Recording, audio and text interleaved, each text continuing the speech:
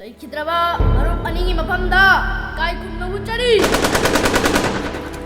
ꯍꯧꯈꯤꯕꯗꯣ ꯀꯥꯎꯊꯣꯛꯈꯣ ꯅꯈꯣꯏꯁꯦ ꯅꯧꯅ ꯄꯣꯛꯄꯤꯔꯕꯅꯤ ꯇꯨꯡꯒꯤ ꯈꯜꯂꯨ ꯁꯥꯅ ꯌꯦꯡꯉꯨ ꯃꯤꯒꯤ ꯃꯆꯥꯕꯨꯅ ꯅꯆꯥ ꯑꯣꯏꯅ ꯈꯟꯕ ꯉꯝꯗꯕ ꯅꯪꯒꯤ ꯄꯣꯛꯆꯕ ꯅꯆꯥ ꯈꯛꯇꯅ ꯅꯆꯥꯅꯤ ꯈꯟꯕ ꯉꯥꯏꯈꯣ ꯍꯋꯥꯏ ꯑꯆꯥꯄꯣꯠꯇꯣ ꯑꯩꯉꯣꯟꯗ ꯄꯤꯔꯛꯑꯣ ꯄꯨꯟꯅ ꯍꯤꯡꯃꯤꯟꯅꯁꯤ ꯄꯨꯟꯅ ꯂꯥꯏꯔꯤꯛ ꯇꯝꯃꯤꯟꯅꯁꯤ ꯌꯥꯅꯈ꯭ꯔꯕ ꯅꯠꯇ꯭ꯔꯥ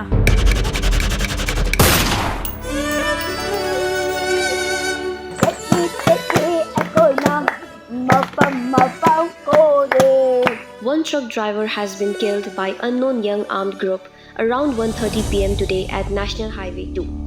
In relation to the incident, 세, 나오라. ꯍꯌꯦꯡꯗꯒꯤ ꯁ꯭ꯀꯨꯜ ꯆꯠꯂꯗꯕꯅꯤ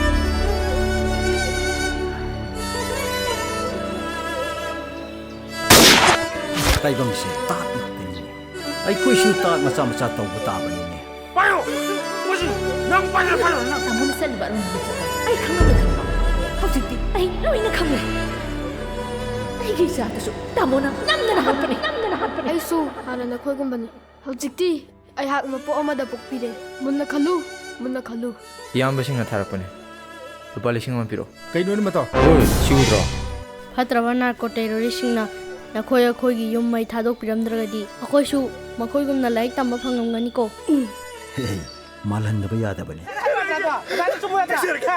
ꯃꯥꯜꯂꯕꯗꯤ ꯂꯩꯉꯥꯛꯀꯤ ꯃꯇꯦꯡ ꯁꯣꯏꯗꯅ ꯐꯪꯒꯗꯧꯔꯤꯕꯅꯤ ꯅꯈꯣꯏꯁꯦ ꯍꯋꯥꯏ ꯃꯉꯥꯒ ꯃꯤꯒ ꯊꯥꯅ 6 ꯍꯥꯏꯕꯗꯨꯅꯤꯀꯣ ꯅꯈꯣꯏ ꯃꯁꯦꯜ ꯊꯥꯗꯣꯛꯅꯒꯅꯨ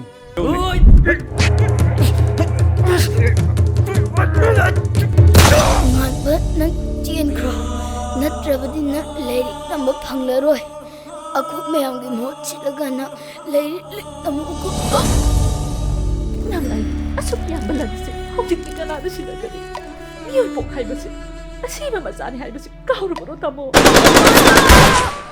매우 굴레 잡으려고.